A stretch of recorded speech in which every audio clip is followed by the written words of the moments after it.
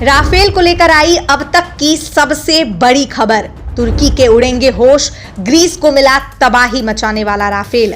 आतंकियों को लेकर यूएन में भारत का आया बड़ा बयान। दोस्तों, हेडलाइन सुनकर तो आप समझ ही गए होंगे कि इस वीडियो में आपको हम क्या अहम बताने वाले हैं। जी हां, वीडियो को शुरू करें उससे पहले आपको हम बता देना चाहते हैं कि वीडियो बहुत ही महत्वपूर्ण है।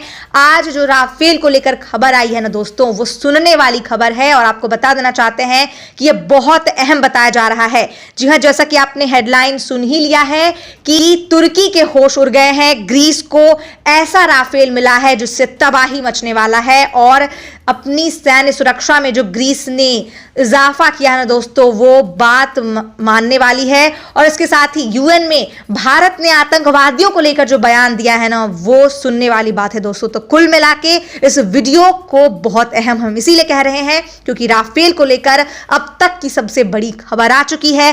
और इस पूरे वीडियो में आपको हम बताएंगे कि कैसे तुर्की के होश उड़ गए हैं, कैसे ग्रीस को इतनी तबाही मचाने वाला राफेल मिल गया है और कैसे यूएन में भारत ने आतंकवादियों को लेकर जो बयान दिया है उससे पाकिस्तान हिल चुका है। दोस्तों, इस पूरे वीडियो को आप अंत तक जरूर देखिएगा क्योंकि ये वीडियो बहुत ही इंटरेस्टिंग होने वाली है। तो चलिए बिना कोई भी वक्त गवाए वीडियो शुरू कर लेते हैं।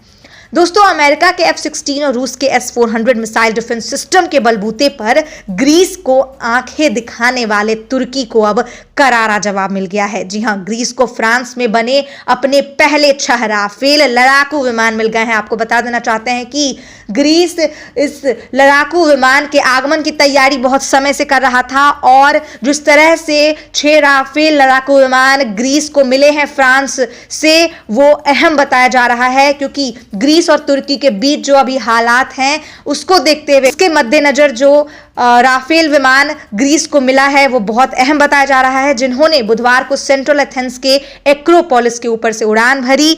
जी हां, आपको बता देना चाहते हैं कि ऐसी संभावना है कि फ्रांस के साथ एक रक्षा सौदे के तहत खरीदे गए इन विमानों के कारण ग्रीस का उसके ऐतिहासिक प्रतिस्पर्धी और नाटो सदस्य तुर्की के साथ तनाव और बढ़ जाएगा। जी हां, हमने आपको बताया कि कुछ दिनों से, कुछ समय से तुर्की और ग्रीस के बीच के जो संबंध हैं वो सही नहीं चल रहे हैं और इस बीच जब इस तरह की खबर आती है कि ग्रीस ने राफेल जैसा लड़ाकू विमान खरीदा है, वो भी 1 नहीं 2 नहीं पूरे 6, तो ये अपने आप में बहुत बड़ी बात है। दोस्तों, आपको बता दें कि ग्रीस ने 3 बिलियन यूरो से अधिक की कीमत पर कुल 24 डसॉल्ट निर्मित जेट का ऑर्डर दिया है। आपको बता दें कि ग्रीस अपनी सेना को आधुनिक बनाने पर ध्यान दे रहा है और कुछ भी वीडियो में आगे हम बताएं इससे पहले आपको हम एक चीज संक्षिप्त में बताना चाहते हैं कि जिस तरह से दुनिया जो है सुरक्षा के एवज में बिल्कुल कगार पर खड़ी है, हर देश सुरक्षा के एवज में अपने आप को ताकतवर बनाना चाहता है, चाहे वो अमेरिका हो, रूस हो, चीन हो और भारत और तुर्की, ग्रीस जैसे देश भी इसमें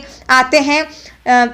और इस हिसाब से देखा जाए तो ये बहुत बड़ी खबर जो है निकल कर आ रही है कि किस तरह से ग्रीस ने अपनी सेना को आधुनिक बनाने के लिए इस तरह के लड़ाकू विमान को शामिल करने की पूरी कोशिश की है और वो कोशिश जो है बहुत सफलतापूर्वक दिख रही है जो हो रहा है। उसी कड़ी में ये लड़ाकू विमान खरीदे गए। पूर्वी भूमध्य सागर में ऊर्जा संसाधनों को लेकर तुर्की और ग्रीस का लंबे समय से विवाद चल रहा है और ऐसे में राफेल विमान का यहां आना एक बड़ी बात है। जी हां, आपको बता दें इसके अलावा दोनों देशों के बीच हवाई क्षेत्र, कुछ एजियन द्वीपों और साइप्रस के जातीय रूप से विभाजित द्वीप को लेकर भी तनाव है, लेकिन दोनों ने ही पिछले साल इन मसलों को सुलझाने के लिए फिर से बातचीत शुरू कर दी थी। ग्रीस के प्रधानमंत्री क्यारिकोस मित्सोटाकिस ने यह कहा कि आज जो नए राफेल जेट आए हैं वे पूरे क्षेत्र के बेहतर और शांतिपूर्ण भविष्य हेतु उड़ान भरने के लिए तैयार हैं। जी हां, आपको बता दें कि इसी बीच एक बेहद खास चीज देखने को मिली। जी, ग्रीस में भी राफेल का ठीक वैसे ही स्वागत हुआ जैसे भारत में किया गया था। जी हां, यहां पादरियों ने विमानों की शस्त्र पूजा की। ग्रीक टेलीविजन प्रसारण एथेंस ने तनाग्रा एयरबेस के पास आए इन 6 लड़ाकू विमानों का लाइव प्रसारण किया है। आपको याद होगा जब भारत राफेल आई थी उस वक्त किस तरह से पूजा पाठ का आयोजन किया गया था, उस वक्त कैसे शस्त्र पूजा का आयोजन किया गया था भारत देश में और उसी प्रकार की जो स्थिति है, उसी प्रकार का जो पूरा सिचुएशन है वो ग्रीस में देखने को मिला, जहां कंट्रोल टावर से वेलकम होम का संदेश प्रसारित किया गया। मित्सोटाकिस जो प्रधानमंत्री हैं ग्रीस के, कहा कि राफेल सौदा स्वायत्तता के लिए यूरोप की रणनीति में योगदान दे रहा है। वह इससे पहले रक्षा बलों, पुलिस, तटरक्षक और अग्निशामकों के तौर पर काम करने वालों के लिए टैक्स में राहत देने का ऐलान कर चुके हैं। आपको बता दें, ग्रीस की संसद ने अक्टूबर महीने में नाटो के सहयोगी फ्रांस के साथ एक रक्षा समझौते की पुष्टि की थी, जिसके तहत वह बाहरी खतरे की स्थिति में एक दूसरे की सहायता के लिए आगे आएंगे। इस समझौते में 3 अरब यूरो के 3 फ्रांसीसी युद्धपोतों को ऑर्डर भी शामिल है। ग्रीस ने इतना बड़ा समझौता एक दशक तक लंबे चले वित्तीय संकट के बाद किया है, जिससे तुर्की की चिंता बढ़ना लाजमी है। हालांकि फ्रांस का कहना है कि यह समझौता किसी तीसरे देश के खिलाफ नहीं है, बल्कि यूरोपीय संघ के दक्षिण पूर्वी हिस्से की रक्षा करने वाले ग्रीस की रक्षा कराने के लिए है।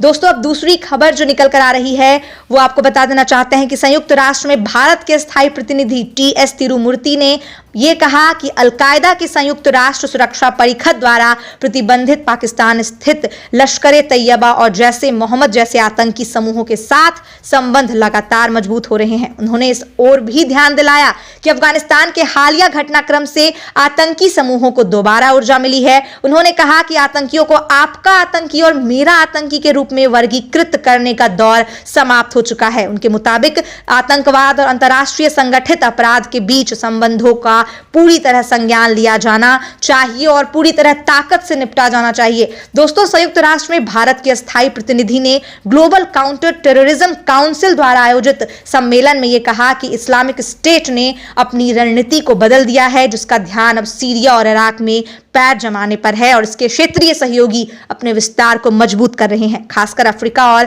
एशिया में। उन्होंने कहा कि अपने राजनीतिक, धार्मिक एवं अन्य मकसदों के चलते संयुक्त राष्ट्र के कई सदस्यों की कट्टरपंथ से प्रेरित हिंसक अतिवादी और दक्षिणपंथी अतिवादी जैसे वर्गों में आतंकवाद का वर्गीकरण करने की प्रवृत्ति जो है वो खतरनाक है। दोस्तों, आपको बता दें कि मुंबई में 1993 में हुए सिलसिलेवार बम विस्फोटों का जिक्र करते हुए तिरुमूर्ति ने पाकिस्तान पर जमकर निशाना साधा और कहा कि इसमें शामिल अपराधियों को भारत से बाहर न केवल सरकारी सुरक्षा दी गई, बल्कि उन्हें 5 स्टार होटल में रखा गया। तिरुमूर्ति ने कहा कि आतंकवाद और अंतर्राष्ट्रीय स्तर पर संगठित अपराध के बीच संबंधों की पहचान की जानी चाहिए और इससे सख्ती से निपटा जाना चाहिए। आपको बता दें कि तिरुमूर्ति ने आगे यह कहा कि 2011 में 9/11 का आतंकवादी हमला आतंकवाद के प्रति हमारे दृष्टिकोण को लेकर एक महत्वपूर्ण मोड़ साबित हुआ। मालूम हो कि अगस्त 2020 में पाकिस्तान ने पहली बार अपनी जमीन पर दाऊद इब्राहिम की उपस्थिति को स्वीकार किया था। तो दोस्तों, आज की वीडियो में बस इतना ही। हमें यकीन है, हमें उम्मीद है कि आपको आज की वीडियो अच्छी लगी हो।